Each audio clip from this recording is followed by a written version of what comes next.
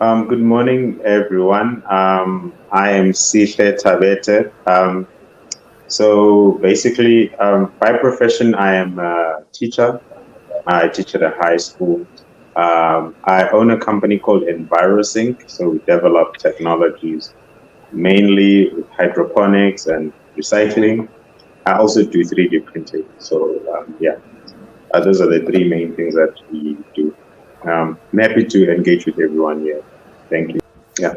Hi. So to answer your first question, I think the core of what I do is 3D printing. So it's a fairly new technology globally. Maybe in other parts of the world, it's been around for some time, but in South Africa, it's only a few people who even know about 3D printing. So one of the challenges about it is that it's a service that people can use to do prototyping, and like if they have products they want to prototype, but not all people know about it. So it's hard now to break in the market because now the people do not know there is even such a service. So you have to first tell them this is what 3D printing is and this is what you can do with a 3D printer before they even start thinking about some of the things that they can do or prototype with it. So they do not know the limitations of the technology itself. So it's most of the time to try and get by, I just make pre-made products, then I sell those, which is like the least of what you can do with the 3D printing service, because then it would make more money if you were helping people build prototypes. So yeah, that is one of the biggest challenges right now. It's just in South Africa, the 3D printing community is quite small, and there isn't enough awareness about what the kind of things that we do. Objects on the computer. You can do so. This is like some kind of stand that works with gears.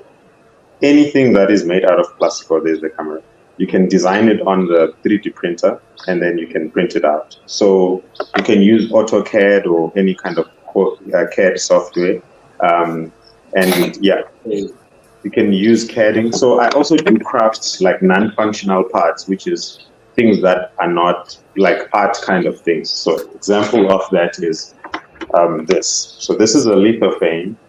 So to get more awareness, so this is looks like a piece of plastic, but when you shine a light behind it, I don't know if it's gonna. So when you shine a light behind it, then you can see the image over there.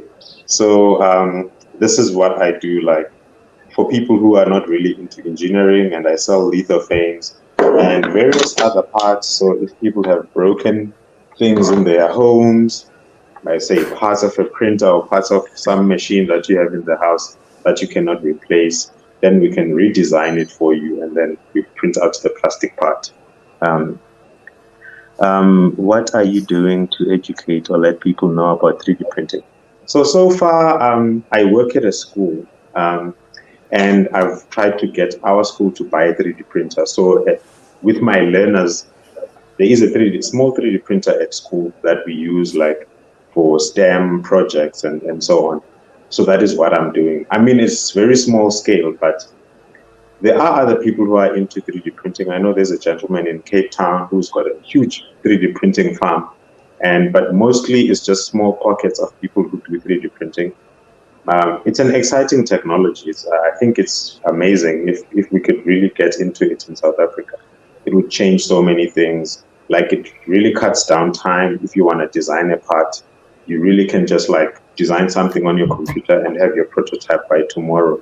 And yeah, step in on the networking part. So normally what people have now is business incubators. So the many, like probably hundreds or if thousands, if not thousands, of business incubators in South Africa now. So the best place to network is to find a business incubator that deals with the kind of like that are in your field. So normally incubators are going to host a bunch of entrepreneurs to try and develop their skills. So you'll find a lot of people trying to do something in your, let's say there's an entertainment incubator. So it's like a cluster of entrepreneurs that, let's say you are in art. So a cluster of entrepreneurs that are doing art, and they actively engaged in like the activities of that business incubator. that I think is a very strong way to network, because you're not just networking with entrepreneurs, but you're networking with entrepreneurs that are in your field. Because let's say I'm developing tech and I network with someone who's doing maybe farming or something that is not related. Maybe I'm a financial tech or person, then the network is not as strong. But if you have people that you are a farmer and you create a farmers network or like a farmers incubator, then I think those are I can't think of other platforms where businesses can network much better than in incubators.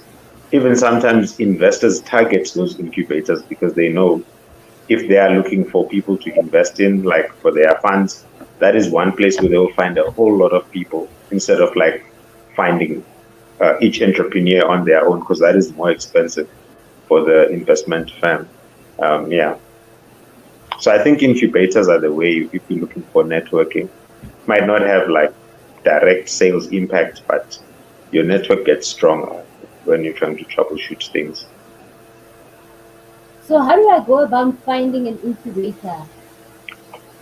Like It's yeah, so easy.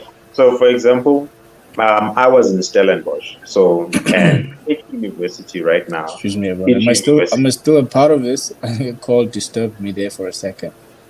yeah, you yes, still yes, here. yeah. So each Let me know back to me. incubator, I mean, each university has an associated incubator. So I was at Stellenbosch, and the incubator that I was part of was is called the Launch Lab. So the Launch Lab, they do like a lot of business incubation for varying levels of businesses, whether you're at the beginning phase, ideation, or you already have a prototype or whatever.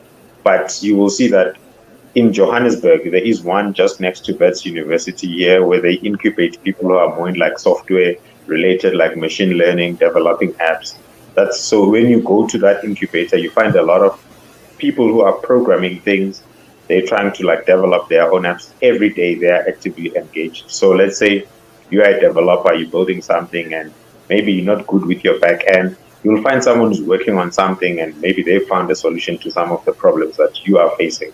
And I think that's the power in incubators. And if you are an investment firm and you're looking for tech developers or like app developers, you go to the one place where you know there's hundreds and hundreds of them trying to work on something.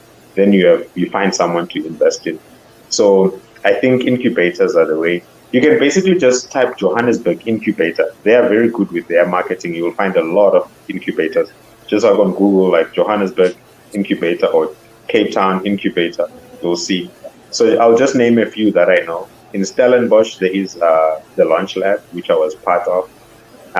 In the other part of Cape Town, which is next to UCT, there is an incubator called Solution Space, and and then there's also like Workshop 17 in Cape Town also, and they also do incubation.